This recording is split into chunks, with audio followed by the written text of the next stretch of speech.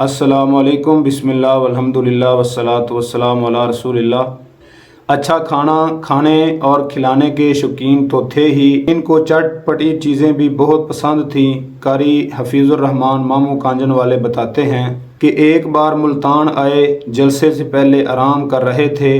कारी साहब और उनके बड़े भाई अलामा शहीद को दबाने लग गए।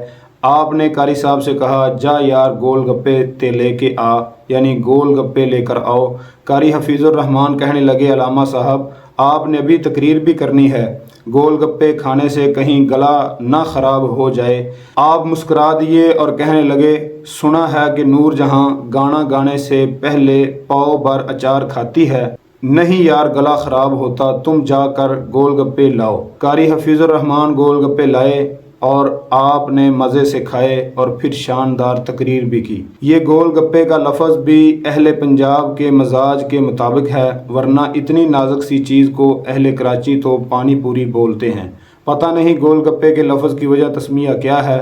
वैसे ये लिखते हुए मेरा दिल चाह रहा है निस्बत रोड निकल जाऊं, जहां दयाल सिंह लाइब्रेरी के कोने पर 20 साल से काले चने के साथ गोल गप्पे फरोख्त होते हैं। लानस रोड पर भी गोल गप्पे मिलते हैं, लेकिन वो लोग तो न जाने क्या कुछ नाजुक से गोल गप्पे में डाल देते हैं, आलू पकौड़ियाँ दही। उन्होंने तो गोल गप्पे में कितनी ही बिदात शामिल कर दी हैं।